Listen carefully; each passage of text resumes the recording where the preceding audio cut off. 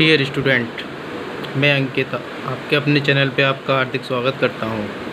जैसा कि हम पहले ट्रांसफार्मर का पार्ट 1 और पार्ट 2 डिस्कस कर चुके हैं, तो जिस स्टूडेंट ने पार्ट 1 और पार्ट 2 नहीं देखा है तो पहले वो पार्ट 1 और पार्ट 2 देख ले, जिससे कि उसको पार्ट 3 आराम से समझ में आ जाएगा। तो आज हम डिस्कस करेंगे संरचना के अनुसार ट्रांसफार्मर कितने प्रकार के होते हैं। संरचना के अनुसार ट्रांसफार्मर कितने प्रकार के होते हैं। संरचना के हिसाब से ट्रांसफार्मर 2 प्रकार के होते हैं। वैसे तो ट्रांसफार्मर 3 प्रकार के होते हैं। कितने प्रकार के होते हैं? 3 प्रकार के। कोर टाइप होता है, सेल टाइप होता है और बैरी टाइप होता है। लेकिन हम यहाँ पे 2 टाइप के ट्रांसफार्मर को डिस्कस करेंगे। क्यों? क्योंकि ये 2 टाइप के ट्रांसफार्मर हमारे एग्ज़ाम के पॉइंट ऑफ व्यू से बहुत ज़्यादा इम्पॉर्टेंट हैं, इसलिए हम लोग 2 टाइप के ट्रांसफार्मर ही डिस्कस करेंगे, है ना।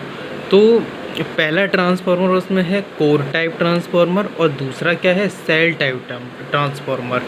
ठीक है, पहला कोर टाइप ट्रांसफार्मर और दूसरा सेल टाइप ट्रांसफार्मर। तो हम बात करते हैं पहले कोर टाइप ट्रांसफार्मर की।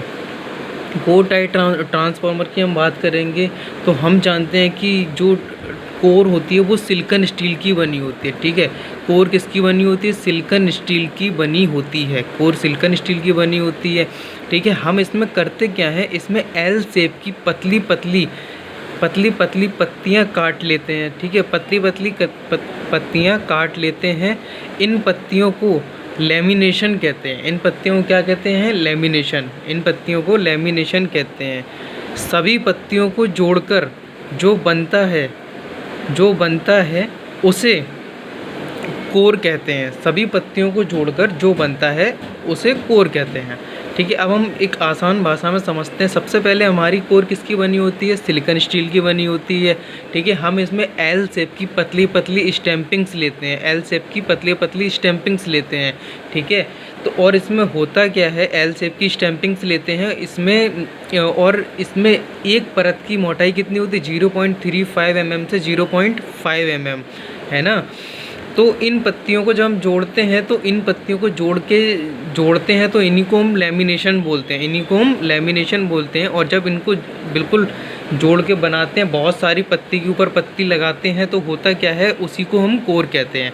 तो आप देख सकते हो हमने पहले क्या किया है, एक एल शेप लिया और फिर हमने दूसरा एल शेप लिया। देखो ये भी एल आकार का है और ये भी एल आकार का है ना, दोनों एल आकार के। अब हमने क्या किया, इन दोनों को जोड़ा, इन दोनों को जोड़ दिया, है ना। और ये देखो, अब हमने सबसे पहले आपको दिखाई दे रहा होगा एक एल दिखाई दे रहा होगा। सबसे पहले आपको एक एल दिखाई दे रहा होगा, यहाँ से लेके यहाँ तक, है ना। और देखो, और फिर उसके बाद आपको दूसरा एल दिखाई दे रहा होगा, ये यहाँ से लेके यहाँ तक। तो इन दोनों एलों को हमने अल्टरनेट लगाया है। ठीक है, उसके बाद हमने कोर को बनाया है। ऐसा नहीं है कि हम कोई भी कहीं से भी आयताकार डब्बा उठा लाए और हमने ऐसे ही रख दिया और कोर बन के अपनी तैयार हो गई। ऐसा नहीं होता है ना। हम क्या करते हैं, एल शेप की पतली स्टैम्पिंग्स को काटते हैं और उसको अल्टरनेट लगाते हैं। ठीक है, तब हमारा कोर तैयार होता है। ठीक है, तो इस टाइप से हम कोर बनाएंगे। और इस चीज़ को हम लोग, ये खंबे टाइप के हैं, इनको हम लिम्ब बोलते हैं, लिम्ब। ठीक है, तो इसमें 4 लिम्ब हैं, इसलिए ये आयताकार है ना। 4 लिम्ब हैं, इसलिए ये क्या है, आयताकार है। अब सपोज दैट आप समझिए, हमने प्राइमरी वाइंडिंग यहाँ पे दे दी है और सेकेंडरी वाइंडिंग यहाँ पे दी है। ठीक है ना, आप समझ सकते हैं। और फ्लक्स डिस्ट्रीब्यूट होगा ऐसे करके, जो हम पहले वीडियो में डिस्कस कर चुके हैं सारी बातें, है ना। जिसको ये बात यहाँ समझ में ना आ रही हो, वो पिछला वाला वीडियो देख ले, हम वहाँ पे ये वाली बात डिस्कस कर चुके हैं, इसलिए यहाँ पे नहीं करेंगे। तो हमने क्या किया, ये जो यहाँ पे हम प्राइमरी वाइंडिंग देते हैं या सेकेंडरी वाइंडिंग देते हैं, ये बात हम जानते हैं ना। तो एक फ्लक्स डिस्ट्रीब्यूट होता है जिससे कि अपनी सप्लाई लोड तक पहुंचती है, तो इसी को हम क्या बोलते हैं, कोर। ठीक है, इनके ऊपर बाइंडिंग्स को लपेटा जाता है। अब देखो होता क्या है, जो अपना फ्लक्स होता है, फ्लक्स हमेशा लीस्ट रिलक्टेंस पाथ को फॉलो करता है। लीस्ट रिलक्टेंस पाथ का मतलब कि फ्लक्स हमेशा होगा शॉर्ट रास्ते को फॉलो करेगा, मतलब उसे जो रास्ता पास में नज़र आएगा उसको फॉलो करेगा। फॉर एग्ज़ाम्पल आप समझ सकते हैं कि अगर अगर आपको कहीं जाना है, अगर आपको कहीं जाना है तो आपको दो रास्ते हैं। एक तो आपको एक रास्ता ऐसा है जो 5 किलोमीटर होके जाता है, एक रास्ता ऐसा है कि 2 किलोमीटर होके ही आप वहाँ पहुँच जाओगे, है ना। दो रास्ते हैं, तो आप कौन सा रास्ता चूज़ करेंगे? आप 2 किलोमीटर वाला रास्ता चूज़ करेंगे। वैसे ही टेंडेंसी फ्लक्स की होती है ना। तो वैसे ही टेंडेंसी किसकी होती है? फ्लक्स की। तो फ्लक्स हमेशा लीस्ट रिलक्टेंस पाथ को फॉलो करता है, ठीक है। तो लीस्ट रिलक्टेंस पाथ को फॉलो करता है कौन? फ्लक्स, ठीक है। अब हम बात क्या करेंगे? जॉइंट्स पर। जॉइंट्स का मतलब ये देखिए, ये जो जॉइंट्स बने हमने अल्टरनेट लेयर लगाई है, ये जॉइंट्स, इनकी बात कर रहे हैं अभी हम। तो जॉइंट्स पर रिलक्टेंस को कम करने के लिए अल्टरनेट लेयर यूज़ की जाती है, जैसा कि मैं पहले बता चुका हूँ, ठीक है। लीस्ट रिलक्टेंस पाथ को फ्लक्स फॉलो करता है, ठीक है, इसीलिए तो हम लोग अल्टरनेट लेयर का यूज करते हैं, ठीक है। तो ये चीज़ अपनी क्लियर हो गई। ये कोर टाइप ट्रांसफार्मर की बात थी। अब हम बात करेंगे सेल टाइप ट्रांसफार्मर की। किसकी? सेल टाइप ट्रांसफार्मर की। तो सेल टाइप ट्रांसफार्मर दो संयोजनों से बनाया जाता है। पहला तो क्या है? ई आकार का संयोजन होगा, अन्यथा वो ई और आई शेप को मिलाकर बनाया जाएगा सेल टाइप, है ना। तो मैंने पहले क्या किया, मैंने आई ले लिया, ठीक है, आई ले लिया, और आई के बाद मैंने क्या किया? ई ले लिया, ठीक है। इसमें भी हमारी क्या है? 3 लिम्ब है, 1 2 3 लिम्ब है ना। आप देखो ये वाला शेप अगर आप देख रहे हो तो ये आई शेप है, कैसा, सॉरी, ये वाला कैसा शेप है? ई शेप है ना। और ये वाला आप शेप देखिए, ये वाला आई शेप है। ये दो चीज़ें आपको समझ में आ गई होंगी। अब आप आगे देखिए। अब हम क्या करते हैं? इन दोनों को जोड़ते हैं। कैसे जोड़ेंगे? सबसे पहले हमने आई शेप रख दिया, ये वाला, ये चीज़ हमने रख दी, और इनके ऊपर हमने वाइंडिंग्स को लगा दिया। अब आप देखिए, अब अपनी वाइंडिंग्स तैयार हो गई, है ना।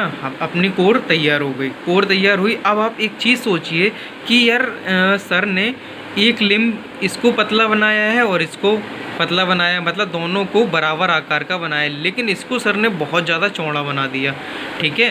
तो हमेशा जो साइड वाली लिम्ब होती हैं वो पतली रहेंगी, ठीक है। और जो साइड वाली लिम्ब का साइज होगा, मान लिया इसका 2 mm साइज़ है तो इसका 4 mm साइज़ होगा, ठीक है। मान लिया इसका 2 mm साइज़ है तो इसका 4 mm होगा, इसका 5 mm है तो इसका 10 mm होगा, मतलब इसका जस्ट डबल, ठीक है। तो क्या हुआ? अब हमारे ये इसमें भी हम इनको लिम्ब बोलते हैं। क्या बोलते हैं? लिम्ब।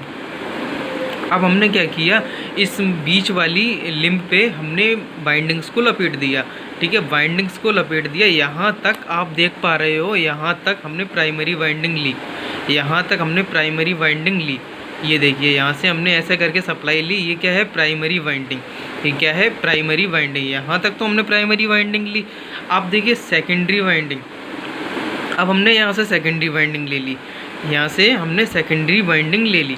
तो देखिए ये सेल टाइप का ट्रांसफार्मर बन गया हमारा, सेल के आकार का ट्रांसफार्मर बन गया। अब देखिए सेल टाइप में फ्लक्स को ज़्यादा पाथ ट्रैवल नहीं करना पड़ता है। सेल टाइप ट्रांसफार्मर में फ्लक्स को ज़्यादा पाथ ट्रैवल नहीं करना पड़ता है।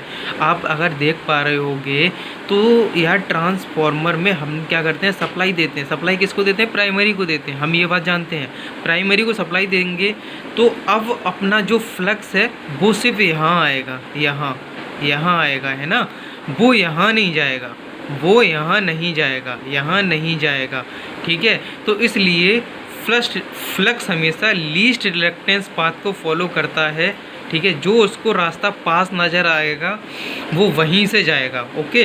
अब अगर हम पिछले वाले से कंपैरिजन करें इसका, तो आपको खुद समझ में आ जाएगा कि क्या डिफरेंस है दोनों में, कोर टाइप में और सेल टाइप में। तो आप देखिए ये क्या है? कोर टाइप, है ना। कोर टाइप में हम प्राइमरी वाइंडिंग यहाँ लगाते थे, सेकेंडरी वाइंडिंग यहाँ लगाते थे।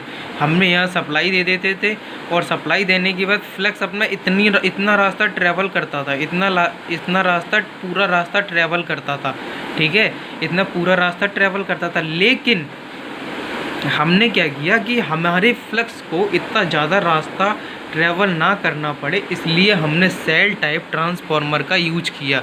देखिए अब हमने सप्लाई दी और अपना फ्लक्स मात्र यहाँ पे ही रहेगा, ठीक है, उसको यहाँ और यहाँ जाने की कोई भी आवश्यकता नहीं पड़ेगी।